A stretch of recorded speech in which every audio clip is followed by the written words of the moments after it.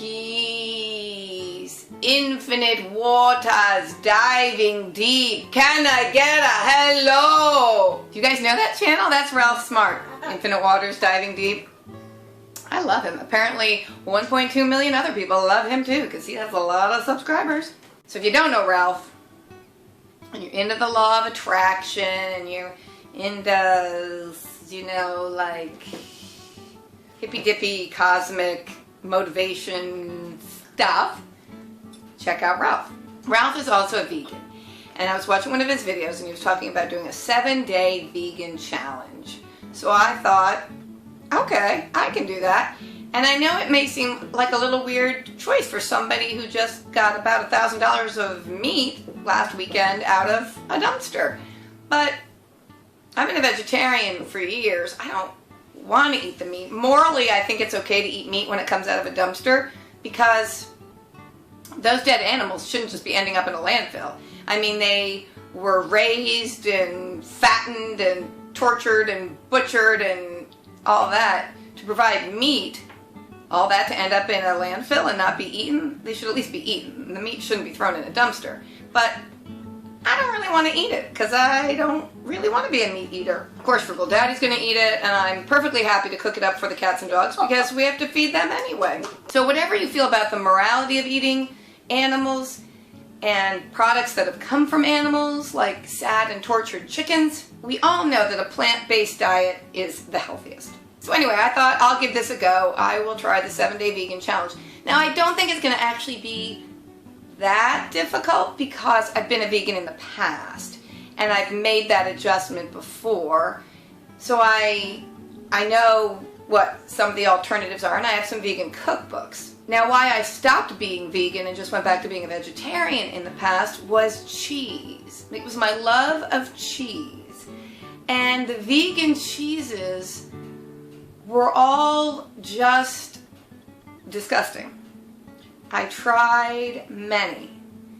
And clearly a cheese that's made of rice is not going to melt nicely. I guess it's just a slice of cheese on a sandwich. It might have been okay, but trying to melt it was not good. I couldn't do it. I couldn't do the vegan cheeses, and at that point in my life I was very cheese oriented.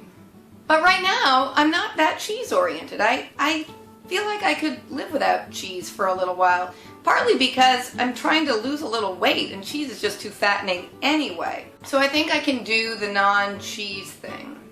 Then I have to think, how is being a vegan going to fit in with my super frugal, extremely penny-pinching, mega cheap lifestyle? Some vegan choices are going to be more frugal and some are not. I think it depends on how super healthy you want to be with your vegan choices. For example, it would be a lot cheaper to use cheap margarine versus real butter, but cheap margarine is not good for you. So then if you want to use sort of healthy fat like avocado oil or coconut oil, well, that's going to be a lot more expensive than margarine. So we have to think about that. I still have a huge box of avocados I need to process. I have chopped up and frozen many avocados, and I was taking inventory a little while ago of the fruits and vegetables I have left to deal with, and I got a lot of avocados. I think this week I'm going to be learning about avocado cookery. Now, when I tried being vegan before with my older daughter, I did buy some tofu because she likes tofu. I don't like tofu though. I do not like tofu. I can substitute for eggs in baking. For example, you would use vinegar instead of eggs to make a baked good rise, and if you're using your eggs as a binder in your baked good, then you can just use flax meal or chia seeds. So that's not a problem, and I'm not a big scrambled egg eater, so I don't think it'll be hard to give up that. I really don't care for the vegan yogurts. Like the soy yogurt, I don't like the consistency of it. It's like too creamy and gooey. I really don't want to go out and spend money on the non-dairy yogurt, so it might be a non-yogurt kind of a week. I don't know. Now obviously, if you're getting $1,000 worth of meat out of a dumpster, then meat's pretty frugal. But generally meat is more expensive. Cutting meat out of your diet is going to save you money in a lot of ways as long as you're not rushing off to the health food store and spending tons of money on all your new healthy products. Rice and beans is a much cheaper protein source than meat, and I personally love rice and beans. I love it. Now, what to do about one's coffee? Now, this I know from when I was a vegan before, so I think I'm okay here. I didn't really like soy milk in my coffee, and I didn't really like almond milk in my coffee just by themselves. But if I combined soy milk and almond milk, that combination to me gave the coffee the best flavor as a dairy substitute for regular milk in my coffee. Now, the only problem there is soy milk and almond milk are more expensive than cow milk. But you know, with the dumpster diving lately, our food budget has gone down to like nothing a week.